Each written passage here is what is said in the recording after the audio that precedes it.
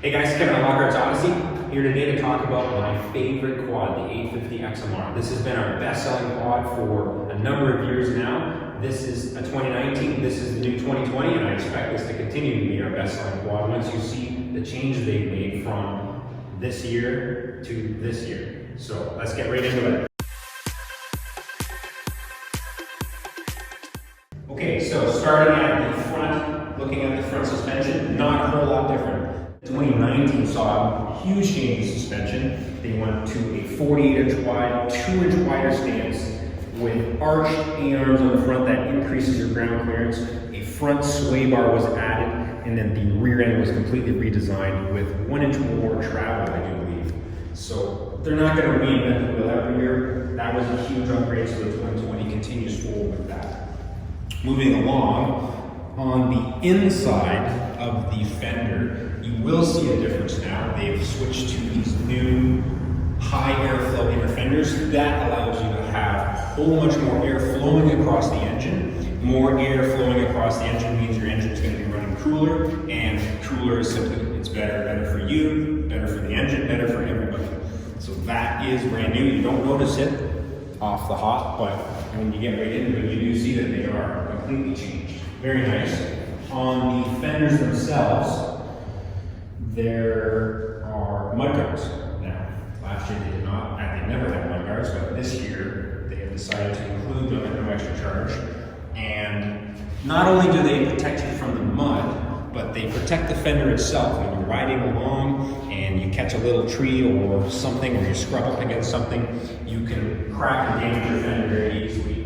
That mudguard here protects you, and if you break this, it's very easy to take that off. It's very cheap to buy a new one. You put it on and you're back ready to go. It's much more time consuming and it's much more expensive to replace a broken fender. Obviously you can still break a fender, but this is just a little added protection from damage as well as mud. Coming along to the back end, we see that the bumper has been added. That was a very popular accessory before. Almost everybody bought a rear bumper for the 850 XMR. The first thing they did, and you couldn't buy a yellow one, so we would powder coat them. We would send bumpers off, get the powder coated. Now on the 2020, they just come straight out of the box with a nice matching green bumper. Very nice, very nice. It's something everybody wanted, and now you have it. Rear suspension, again, nothing's changed. In 2019, they switched to the new spiral cut rear diff to a straight cut diff. It's 25% more rigid, more stronger. So that is continuing on in 2020. Much better than previous years, much stronger, very good. So that's really it. That's it for the bottom end. Moving up, you see the new seat cover, which is mostly just cosmetic, but flowing with the new color, they decided to do a complete new redesign of the seat reupholstery. The 2019 is the same seat cover, going back to the original seat cover, changing seat threading and styling, stitching. It hasn't really changed a whole lot. 2020, bold new, very nice, very cool. I love it a lot. Okay, so getting to the top of the bike, now we're getting into some real differences. This is a cable throttle. As I push the throttle, this is directly connected to your throttle body. You're opening and closing the throttle body with this lever. It's your standard throttle that's been around since forever. Cable throttle. Moving to the 2020, this is ITC, Intelligent Throttle Control.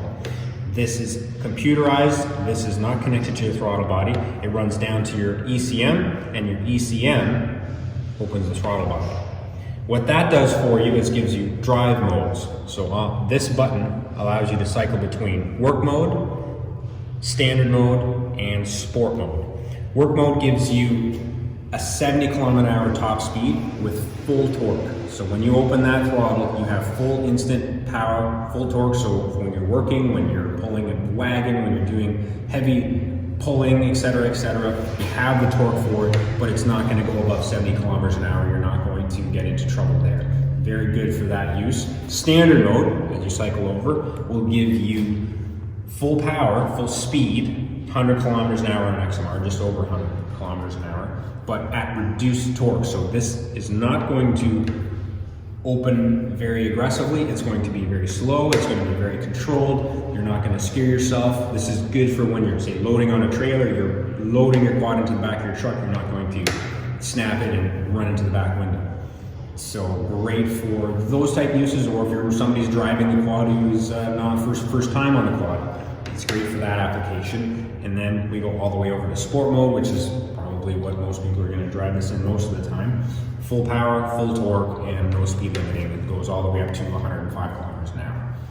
That's something the 2019s do not have, and it's a great. So from there, we're moving on to the biggest difference, the nicest difference, the gauge. So this is the 2019. This is the gauge that's been around since, well, if you've had Can-Ams right from Can-Ams came out, you're probably familiar with this gauge.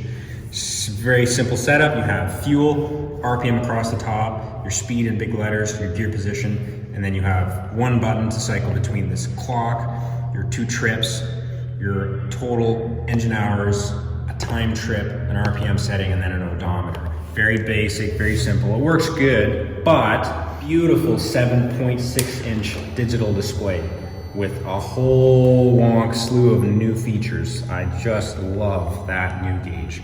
This came out a few years ago on originally the Spyders.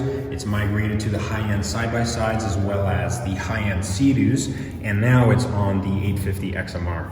So we've got fuel gauge setting right there, your temperature gauge right here, clock always on display there, your gear position right there. You have 4-wheel drive setting right there. If I put it into 2-wheel drive, it goes into 2. Your ITC setting, this is important now because you didn't have that. See, this is sport mode. We cycle over, we have sport mode off, which is standard mode, and then eco or work mode. So you can see what's going on right up there. And if I cycle through, we can just quickly change our setting. So that's always up there. Our speed setting is right here. And then if I play with my rocker switch, we can check some settings down here. Speed stat, engine temperature, battery voltage, which is a very nice feature. We never had that on a quad. Now we do. Into our settings, we can change so that our RPM is on the main screen or our speed. We can flick this into miles if we're going down to the States or for whatever reason. We can quickly change it. We can reset our stats, change the brightness. So if we want it low or up, medium, whatever you want to have it set at. Adjustable brightness. Clock, and then we cycle our trip, always on display down there. Beautiful display. You have nice bright lights for all the other things. I just simply love that new display. All right, so those are the biggest changes between these two quads. This was not a reinvent the wheel year. It's, for the most part, we got the same tires, we got the same frame, we got the same suspension, the same drive system, but we have new throttle body, all new gauge. They've added mudguards, they've added bumpers, they've added some real good stuff that everybody was buying for the quads before, and they've only increased the MSRP by $200 Canadian over here. So for $200 difference in retail, you're gaining a whole slew of new features. So plus the color this year is just phenomenal. I love that Manton gray. I think that's probably the best looking quad they've made yet. I'm very excited about it. And at that price point, you just can't beat it. That's the biggest thing. Not only is the 850 XMR a great quad, not only is it probably my favorite quad, but the retail price is so good, $14,299 MSRP Canadian. There's just no other machine out there that packs that many features into a quad for that price. And now it's that much better, so I can't wait to jump on one of these new ones and smash some mud pits in the spring.